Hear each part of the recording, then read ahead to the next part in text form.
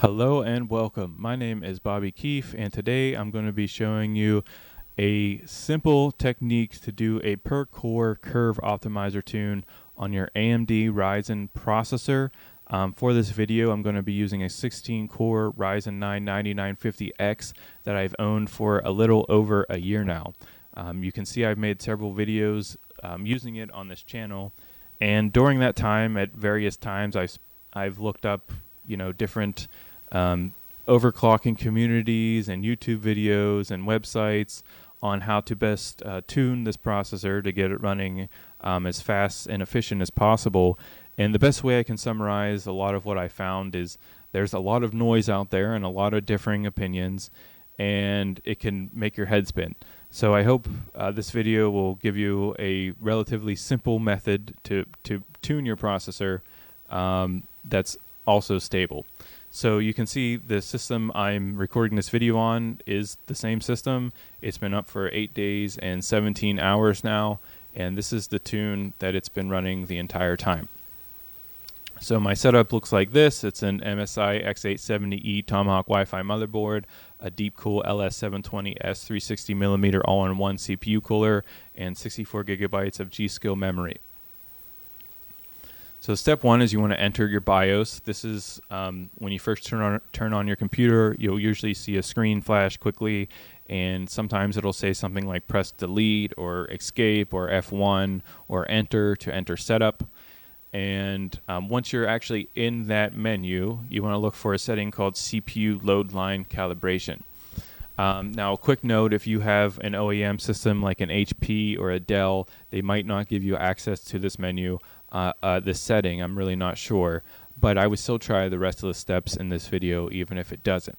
So what CPU load line calibration does, and you can kind of see it in this chart, where mode 1, which will give you, it's called OV, which stands for over voltage. So it'll send extra voltage to your processor at any given time, and it does this to try to keep your processor stable. So when you're kind of trying to tune your processor different ways, there's times you might want to send extra voltage to it. But in my opinion, the extra voltage that your motherboard can send to your processor is what will throw off a lot of curve optimizer tunes, and why you'll see a lot of sources online saying not to try it and it's not stable and it doesn't work. It's my opinion is that settings like load line calibration are throwing off the tune. So you want to find the setting that sends the lowest amount of added voltage. On my MSI motherboard, that's mode 8, as you can see from this chart. But on your motherboard, if you have a different manufacturer or something like that, it might look a little different. You might have to read the manual on your motherboard to find out which setting is sending the least amount of overvoltage to the processor. Next, you want to enable Precision Boost Overdrive, also known as PBO. You want to set it to the max PPT, EDC, and TDC recommended for your processor. I don't know what processor you're running, so you'll have to probably spend a little bit of time on Google finding this. But for mine, that's 270 PPT, 180 TDC, and the 250 EDC. And there's actually a setting in my motherboard BIOS that whenever I set it to, basically it'll give me a list, and this is the setting that's at the top of the list. So I can't go any higher than this. But again, every motherboard can be a little different, so you might need to Google that. Next, you set the boost overclock to positive 200 megahertz, and you want to make sure your PBO scaler is set to 1. PBO scaler is another setting that can send extra voltage to your processor, and we're not trying to do that. Step 2 is after you've saved your BIOS settings and gone into Windows, you want to, if you haven't, install Ryzen Master and open up Ryzen Master. And this is what Ryzen Master looks like when it's running, if you haven't seen it before. And this is an AMD utility. This is supplied directly from AMD for tuning your AMD processor. So you want to go to the Tuning tab, and then you want to go to CPU, and you want to look for Curve Optimizer, which is right here. You want to set the mode to per core, and then usually it's probably going to be set to automatic or something right off the bat. Mine is already set from all my previous testing, so it's already on manual. But if you're doing this for the first time, you want to make sure it's on automatic, and you want to hit optimize. Now, I've already started an optimization before But either way, it's going to look something like this. You're going to be able to set a max offset value and a stress duration time. I would not recommend going higher than -50, even if you can. In my experience, even when I've tried setting settings higher than -50, it seems to always revert back to -50 as the max. So I wouldn't go any higher than that. It's probably just going to waste your time. Also, I think it's unlikely that your processor is going to be stable any higher than -50, but I'll never say never. You want to set a stress test duration. The higher, the better. I use 213 seconds, which is approximately 3.5 minutes. If you can go even higher than that, I think that's better, but it is going to add significant time to the optimization process. So as you see here, if I go ahead and hit restart, because it's already started before, this optimization for 16-core 9950X would take 22 hours. So it's not a short period of time. If you're dealing with like an 8-core processor, it will be a little bit more manageable. But to me, this was about a day of testing, so I could live with that. That being said, this process of tuning it will cause your system to freeze, and you will have to restart your computer, log back into Windows, and open up Ryzen Master again every time it freezes. So you do have to babysit this process a little bit. It's not quite set and forget, just as a heads up. So for me, it took about a day and a half because I had to sleep. I couldn't watch my computer while it was sleeping, but really it's pretty much hands off once you set that, otherwise than just resetting your computer. So when it finishes, it's going to give you in the so mine cleared because I just started that test, but it'll give you the values that it found in this section here, or I'm sorry, this section here. It'll give you all the values that it found. And I'm sorry this is hard to read. I took a pretty big screenshot when it got finished running, and unfortunately it's hard to zoom in on it. But I took whatever results it gave me, they were not stable. So even when this test finished, it gave me like -43 on core 0, -38 on core 1.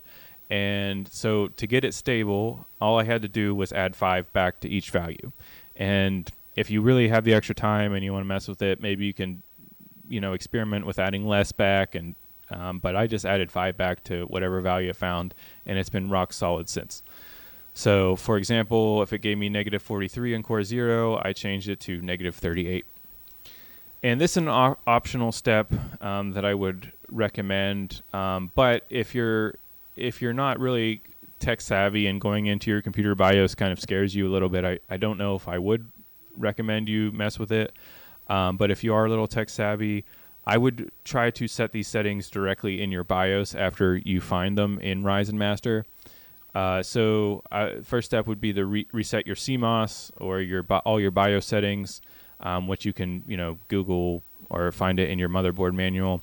Then re-enter all the settings from step 1, which was your CPU load line calibration, your PBO, boost overclock, and your PBO scaler. And then set all the per core curve optimizer settings directly in the BIOS. And for MSI, it looks something like this, where you have in your PBO menu, you have a curve optimizer setting here at the bottom. But again, if you're not real comfortable with that, I would just leave the settings in AMD Ryzen Master. And that's basically it. That's the whole process. And I'm going to show you some screenshots now of this computer running for the past 2 weeks without problems. So this is the computer after it had been up for 1 day and 9 hours running a CPU intensive task called Y-Cruncher. And it was running it for 14 hours at this point, completely stable, no issues. Here's it sitting idle after 1 day at 17 hours. Now, I know sitting idle doesn't sound like much of a test, but Curve Optimizer, if you go and read up on it and read people's experiences, getting it to be stable at idle can be a challenge too, because it can sometimes people will find tunes that work while running workloads, but when their computer idle, will just randomly freeze and crash and things like that. So here's it just sitting there. Here's it starting a Prime 95, which is another CPU intensive test at 1 day and 17 hours of uptime. Here's it still running the test at 1 day and 19 hours. 2 days time, still running the test. So as you can see here, even through all these different workloads, it's been up now for 2 days.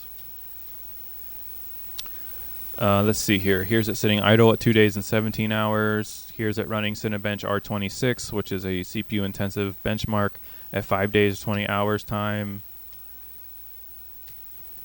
Here's it running, I think, Cinebench R24.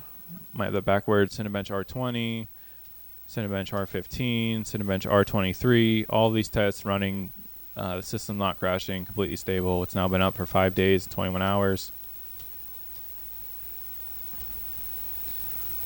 I'm sorry, this is R24 right here.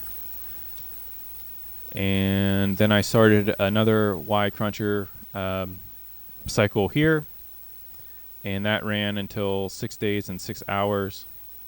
And then the system, I stopped the test, I think, around this point. It had ran for 8 hours at this point.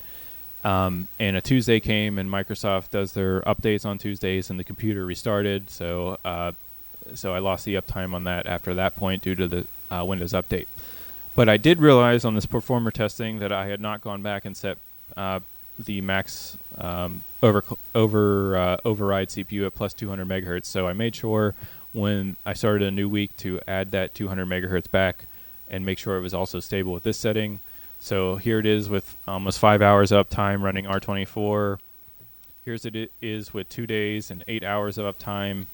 Using an application called NinjaTrader that I benchmark on this channel. It's been running this optimization for 15 hours and 16 minutes with a remaining 15 hours and 18 minutes. So it's been running the simulation for over 15 hours without crashing. Here's it still running at almost 23 hours, no crash. Here's it still up and running while it's sitting idle. It finished that optimization at 3 days and 16 hours. 4 days, 5 hours, running another optimization that has now been running for 12 hours with another almost 13 hours remaining. Still running the same tune, no crashes. Here's it running Cinebench R23 at 5 days, 4 hours. Cinebench R24 at 5 days, 4 hours, 5 days, 5 hours. Another Y Cruncher run at 5 days, 5 hours. Still running at 5 days, 11 hours. Been running 6 hours straight. And if you look at these values, they're all consistent. The CPU is not bouncing around as you would see if it was not a stable tune. Here's it still up and running at 6 days, 6 hours, 6 days, 15 hours, 7 days, 5 hours, 8 days, 5 hours. And for this video, I also just wanted to make a point that, let's see if I can get that to show. Might be kind of hard with my picture there. So one thing you can get if you're not doing a good curve optimizer tune is your what you have your core clocks, which is the frequency that your processor is running at, and then you have effective clocks, which is actually I think it's like how much work the processor is actually doing per clock. And if you don't have a good curve optimizer tune and you're not feeding your processor enough voltage that it's asking for, you'll see a big spread between these two numbers. So I'm showing you here that there's like no spread between these. It's a very small spread.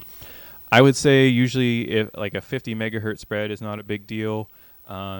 If you're seeing like a 100 megahertz spread, it's probably not a good tune. You probably should add some voltage back to it. Yep, and here's it still running, and you see there's a very minimal spread between actually what the processor is reporting the speed it's running at and the effective clock of how much work it's actually doing per clock cycle while running Cinebench R23.